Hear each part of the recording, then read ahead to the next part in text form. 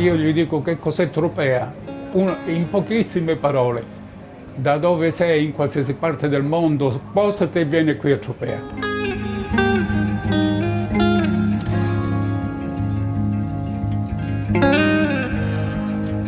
Avevo 7 anni il primo giorno di scuola elementare, quindi quando scendevo giù nella marina, vicino al campo sportivo, c'erano un sacco di masse a terra e allora prendevo una pietra con una pietra e cercavo di spolpire.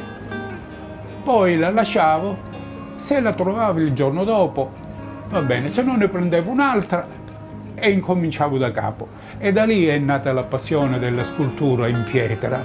Poi ho fatto la scultura in legno, in piombo. In piombo ho dovuto lasciarla perché era micidiale. E poi mi sono inserito nella pittura. Nella pittura perché? Perché io mi trovavo in questa piazza, in fondo lì dove c'è il ristorante. E siccome negli anni passati la gente ancora non si inseriva lì, camminava sempre sulla strada. E ho incominciato a fare dei disegni con dei cavalletti e la gente si inseriva sino in fondo.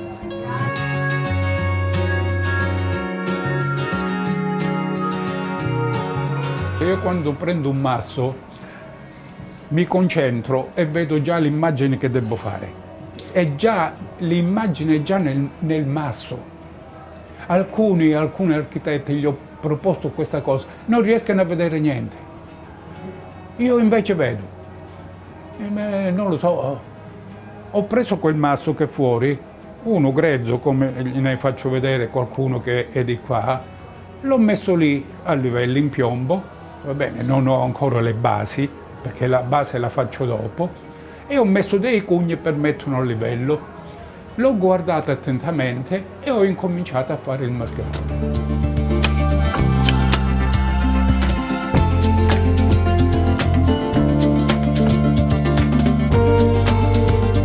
Tropea è stata costruita contemporaneamente quando è stata costruita Roma.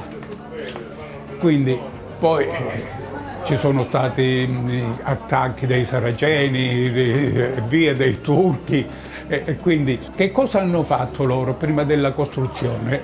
Hanno messo palazzo e palazzo quasi attaccato con piccoli vicoli, in modo che quando c'era un attacco si spostavano con delle asse tra una finestra e l'altra e passavano su altri palazzi per combattere queste piccole guerre che c'erano una volta.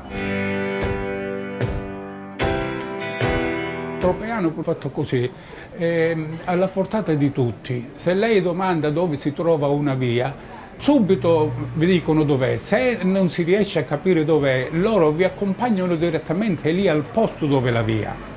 Negli altri paesi invece non esiste questo, nella semplicità delle cose, senza nessun tipo di interesse, niente. Questa è la cosa più importante per il territorio. Perché è un paese bellissimo, c'è un clima molto diverso da tutte le altre parti, ci sono delle correnti che spostano i cattivi tempi. Chi ha creato il territorio erano degli esperti. Prima di ogni cosa perché è stato creato su una roccia, dove scavate c'è sempre rocce.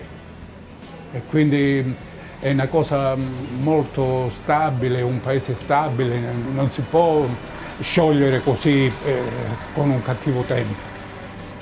Anche se i cattivi tempi qua non verranno mai.